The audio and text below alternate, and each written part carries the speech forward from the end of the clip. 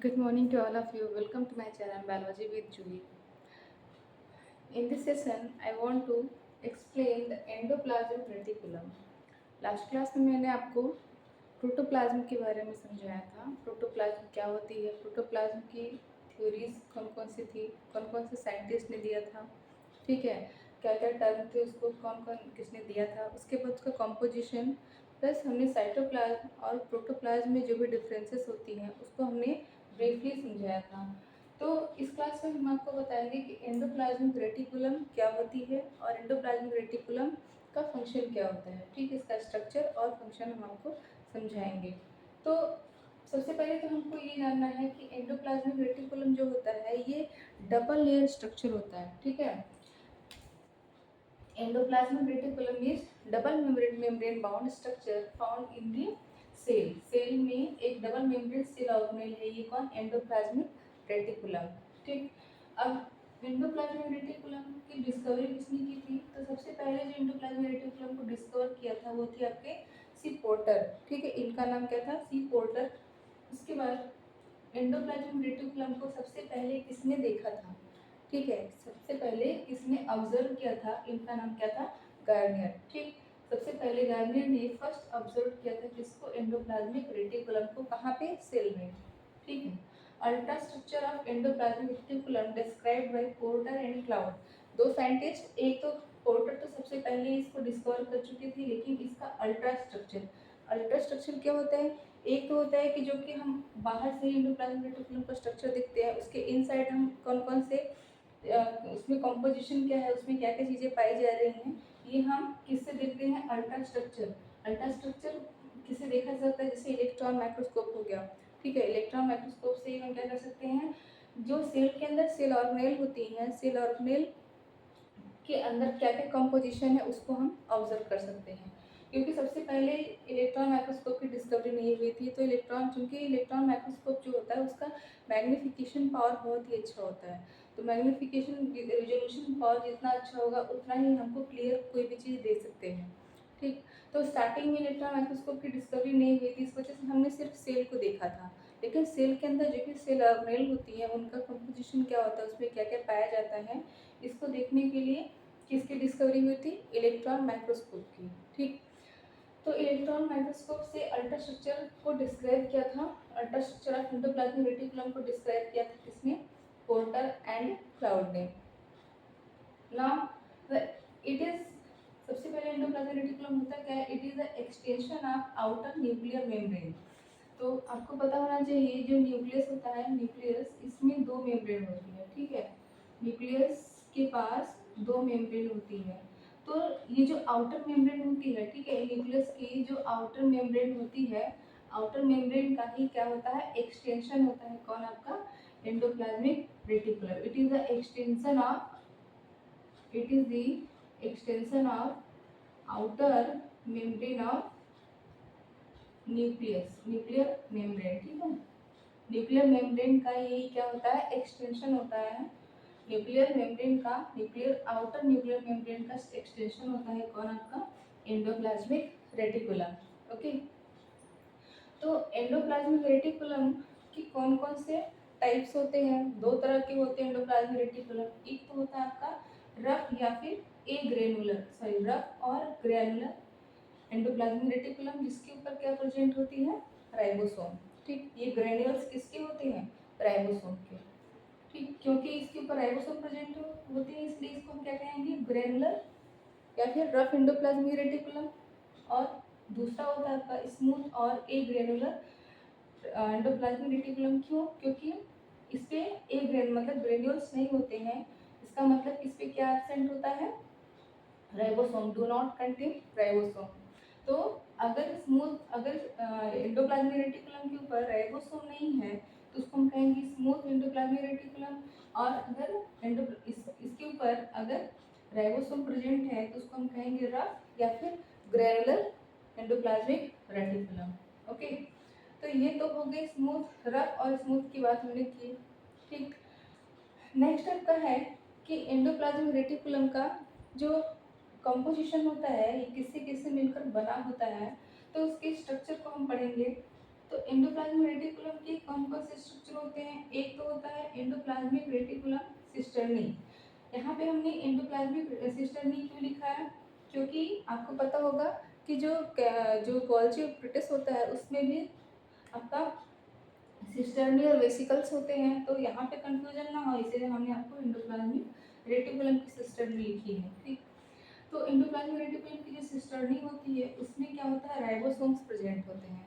ठीक, ribosome present होते हैं और कौन से किस तरह के राइबोसोम होते हैं? एटीएस। एटीएस क्या है? ये राइबोसोम की यूनिट होती है। राइबोसोम की सब यूनिट जो होती है, एक तो होती है एटीएस, दूसरी होती है 70s। ठीक, तो 70s कहाँ पे होती है? 70s होती है आपके प्रोकैरियोटिक सेल्स में। ठीक है, जितनी भी प्रोकैरियोटिक सेल्स होती हैं उसमें 80s ना होके कितना होता है? 70s। तो हम आपसे ये पूछना चाहते हैं कि यहाँ पे राइबोसोम में जो एस लगा हुआ है 70s 80s, ये क्या है? हमने आपको लास्ट क्लास में एक्सप्लेन किया था जब हम आपको डिफरेंस बता रहे थे, difference between eukaryotic and prokaryotic, तो हमने आपको उसमें एस का मतलब बताया था। तो अगर आप मेरे चैनल को देखते हैं, व्यूअर्स हैं आप मेरे, तो आपको ये बताना है कि एस का मतलब क्या है और एस का आप आंसर कमेंट बॉक्स में जरूर देंगे। ठीक, देखिए एंडोप्लाज्मिक रेटिकुलम जो सिस्टर्नी होती है उसमें क्या होता है? 18 राइबोसोम होता है। ठीक है, इसमें ये जो इसका ट्यूबुल वाला पार्ट होता है एंडोप्लाज्मिक रेटिकुलम का, जो ट्यूबुल पार्ट होता है इसमें राइबोसोम एब्सेंट होता है। ठीक, इसमें चाहे 70s हो चाहे 80s, कोई भी राइबोसोम इसमें नहीं प्रेजेंट होता, लिखा है no ribosome. Okay, now the vesicles, इसमें राइबोसोम एब्सेंट होते हैं लेकिन इसमें क्या फील्ड होता है? केमिकल्स। ठीक है, कुछ इसमें केमिकल्स प्रेजेंट होते हैं। केमिकल्स में कोई भी केमिकल्स हो सकते हैं, जैसे आपका लिपिड्स हो गया, स्टेरॉइड्स हो गया, ये उसमें प्रेजेंट होते हैं किसमें? वेसिकल्स में। तो इसके और भी ज़्यादा डिफरेंसेस हैं, वो आपको हम अभी लिख के बताते हैं।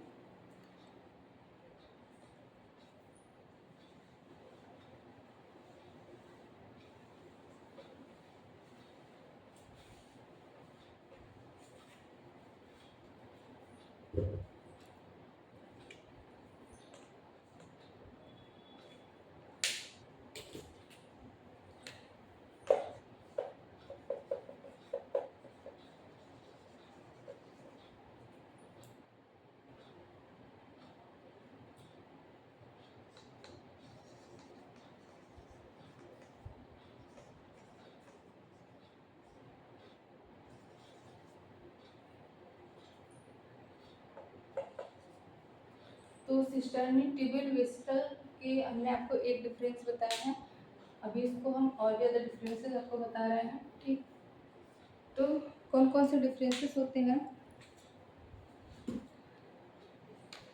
ये कैसे होती है? ये अनब्रांच्ड होती है। सिस्टर्नी कैसी होती है? अनब्रांच्ड होती है, जबकि आपका ट्यूबुल कैसा होता है? ब्रांच्ड होता है।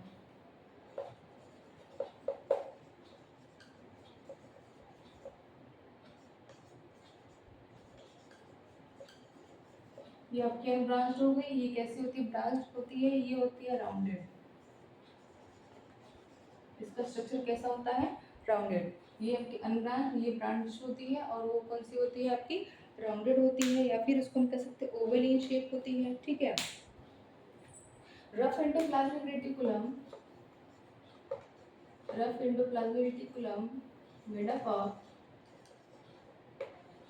सिस्टर्नी। ठीक है, रफ एंडोप्लाज्मिक रेटिकुलम किससे बना होता है? सिस्टर्नी से। ये किससे, ये इससे कौन बना होता है? आपका स्मूथ एंडोप्लाज्मिक रेटिकुलम किससे बना होता है? सॉरी, ट्यूब्यूल से। ठीक है,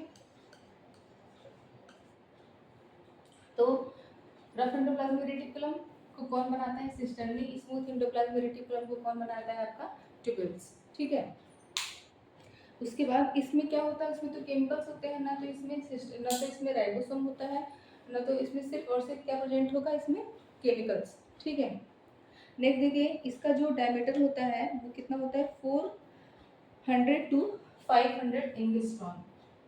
400 to 500 एंगस्ट्रॉम। ठीक है, इसका कितना होता है? इसका होता है आपका 500 to 1000, 500 to 1000 एंगस्ट्रॉम। इसका कितना हो गया? 400 और इसका कितना हो गया? आपका 500 एंगस्ट्रॉम। ठीक, अब देखिए इसमें जो है इसका एंगस्ट्रॉन नहीं दिया हुआ है, ये कितना इसका कितना होता है, ये क्या, क्योंकि ये क्या होता है, फ्यूज होता है, ठीक है। वेसिकल्स जो होती हैं फ्यूज होती हैं, इसलिए इसका जो डायमीटर है वो यहाँ पे नहीं दिया हुआ है, ठीक। उसके बाद इसमें जो एक होता है राइबोसोम, एंडोप्लाज्मिक रेटिकुलम में दो फेज होती हैं, एक होती है आपके सिस फेज और दूसरी होती है आपकी ट्रांस फेज, ठीक। सिस और ट्रांस फेज जो होती है ये इसमें किस में पाए जाते हैं, आपके वेसिकल्स में, वेसिकल्स में सिस और ट्रांस फेज पाए जाते हैं। तो एंडोप्लाज्मिक रेटिकुलम का फंक्शन क्या होता है, तो on the basis of type of endoplasmic reticulum there are two types, rough endoplasmic reticulum and smooth. तो दोनों का फंक्शन भी क्या होगा, डिफरेंट डिफरेंट होगा, क्योंकि दोनों का कंपोजिशन अलग अलग है, इसीलिए दोनों का जो फंक्शन होगा वो भी क्या होगा, डिफरेंट होगा। तो नेक्स्ट क्लास में हम आपको ये बताएंगे कि दोनों में डिफरेंसेस क्या होते हैं, what is the difference between RER and SER, दोनों की कंपोजिशन क्या होती है और दोनों में क्या क्या डिफरेंसेस होती है। तो आई होप कि आपको आज का सेशन समझ में आया होगा। अगर आपको कोई भी डाउट है तो आप कमेंट बॉक्स में ज़रूर पूछिएगा, उसका आंसर हम आपको देंगे, ठीक। तो आज की क्लास यहीं पे एंड करते हैं। Please like and subscribe my channel. Thank you.